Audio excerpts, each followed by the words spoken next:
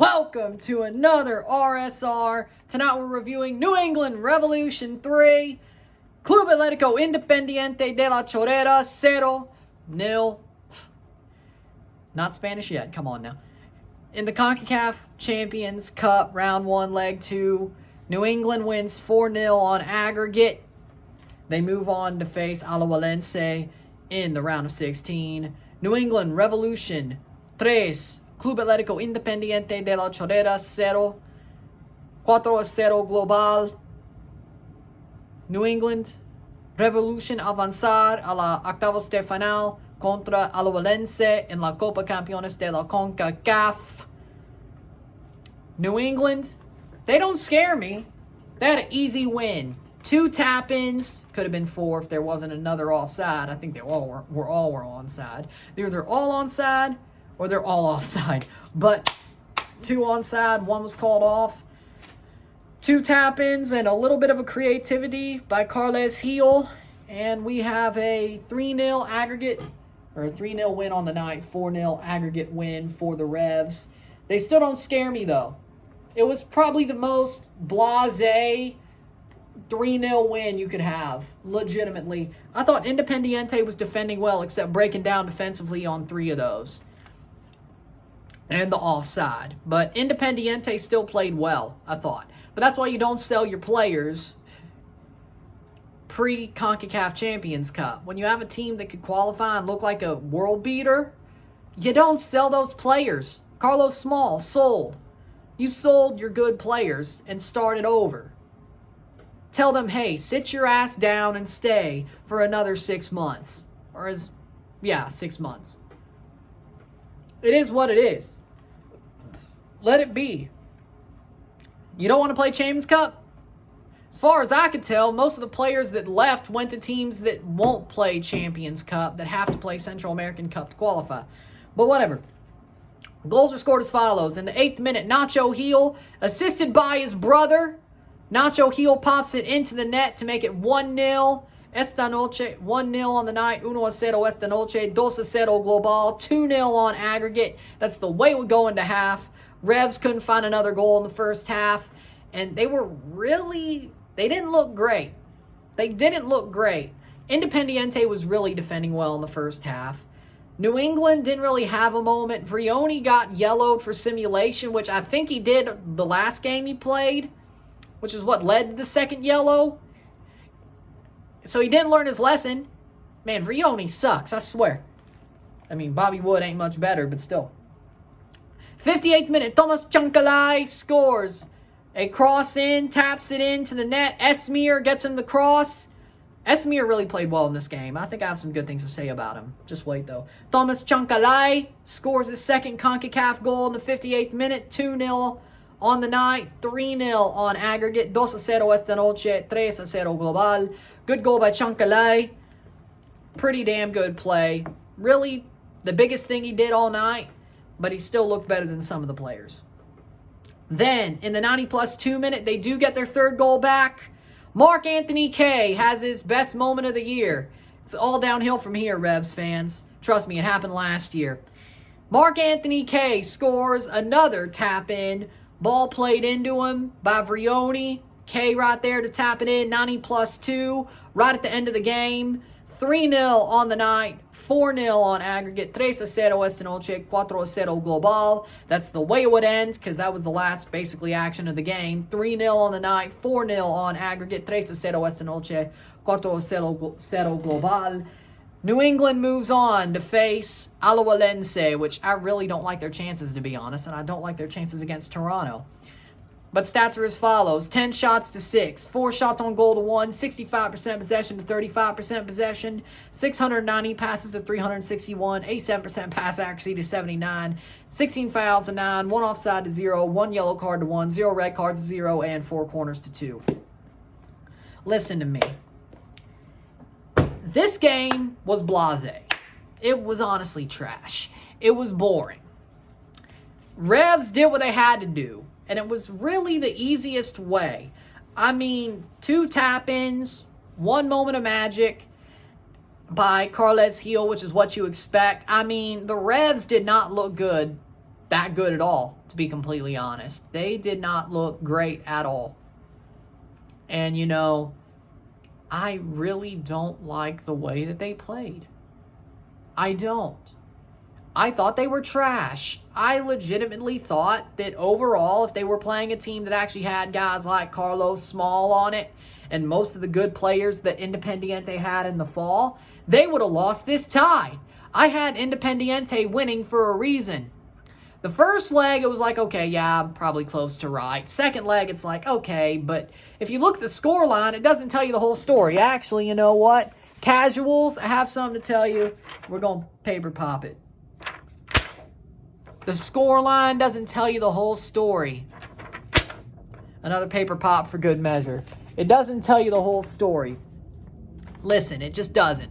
Because sometimes the score line is just like, damn. But it's not. It's not.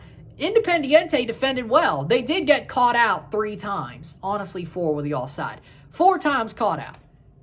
They got scored on all 4 of those. And then one of them didn't count because offside, but it still went to the back of the net. So suffice it to say, they got scored on 4 times, getting caught out 4 times.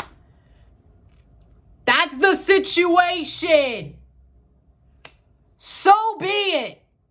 They weren't bad. They just got caught out 4 times and got scored on 4 times, and 3 of them still counted. That's it. Honestly, same thing down in Panama. 5 caught out, 5 scored, 1 didn't count. In the end. So 4. They defended pretty well on both legs, to be totally honest. The Revs look like crap for both legs. And let's also remember, the Revs look like crap against DC United, who I thought would also be crap this season. But Christian Benteke scored a hat trick on them. Troy Lezane got them drinking some sort of Space Jam stuff, because I don't know. Revs are trash. I told you they'd be trash. This is the first year of the Caleb Porter plan. It always happens. I told you they would be trash this year. He'd have to clean up the clown show. Next year, they'll win the cup somehow. 3rd place in the East, they'll go win the cup. The Revs will finally win a star if you don't sack him after year 1. Just wait. Just wait. They ain't doing shit this year. I told you. They had a clown show last year. They bring in Caleb Porter. This is 1 year. This is year 1 of the Caleb Porter plan. You suck. Until about halfway through the season. You start figuring things out, but you did nothing. You didn't do enough in the first part of the season to get you out of the hole. The next year, you have it figured out. He gets a good signing or 2, you win the cup. Still 3rd in the East, but you win the cup. Ask Portland and Columbus. Then, year 3 and 4, if there's a 4th year, you go down. You fall apart. But then again, that's what the Revs have been for the past 5 years. Since 2019. They've been good. They've been crap. Well, good. Great. Crap. Great. Crap. Crap. Probably great. Probably crap. You are a yo-yo. And for some reason, these players, because you have some really good players. Esmir, he's amazing. Buck, amazing. Carles Heel, amazing. His brother's okay. Thomas Chancalay, great. I know Vrione's a donkey. He's Bambi. He can't run on his own legs. He trips over his own feet. Guess what? Carles Heel, Esmir, Thomas Chancalay, Barrero, when he comes back. You have great players. Buck. And you can't do nothing with them? It makes no sense. It makes absolutely no sense. None. None. It doesn't make no sense. Just because Vrione's a jackass doesn't mean the rest of the team should be bad. Really, shoot him into the sun, please. You need to. He's trash. He's trash. He is trash. Like, my God, he's horrible. He's horrible. I mean, Bobby Wood ain't great, but at least he could score. Blind squirrel finds a nut sometimes, right? That's Bobby Wood. He's washed, but he does find the nuts sometimes. Vrione can't!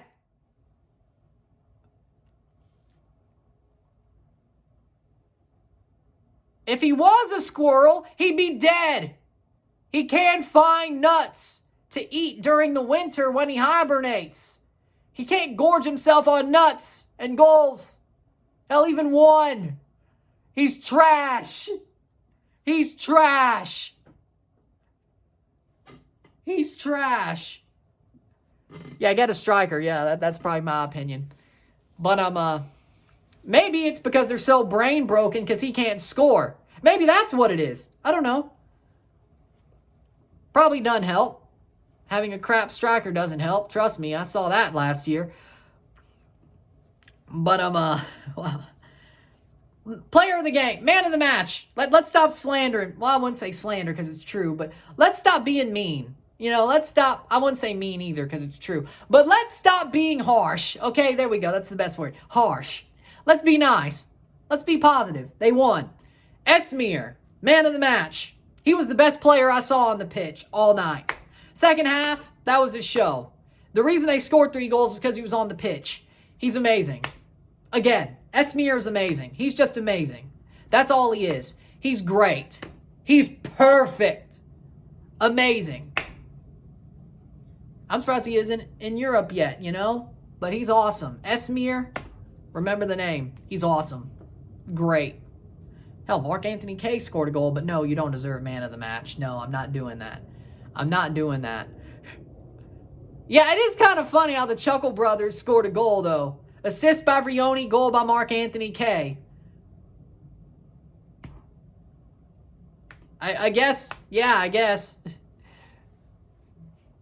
That wouldn't happen in MLS, I can tell you that much. Or Leagues Cup. Perfect timing. With that being said, Revs, I'm not worried about you on Sunday because you know what this channel's for, really. Yep. I'm not worried about y'all on Sunday. I think Toronto could win. I don't care you won 3-0 tonight. I really don't. You're trash. Enjoy this season. It's gonna be pain. It's gonna be some pain. Not going to be fun. There'll be some good moments, thanks to the good players I mentioned, but, you know, enjoy the first year of the Caleb Porter plan. Just, you know what it is. With that being said, if you like this video, like it, share, subscribe. You know what it is. Tell your friends. Hit that like button. Hit that subscribe button. Hit that bell notification once subscribed. Send super chats on the live streams. Comment on this video. Put us in playlist. Share with friends and family. All that great stuff. I'll see you tomorrow for, if you're a Dynasty star, the month ahead for March. If you are just everybody else plus the Dynasty stars, recap around 1 of the Champions Cup, predictions around a 16. There you go. I'll see you tomorrow, though. I'm Ryan and I'm out. Peace. See ya.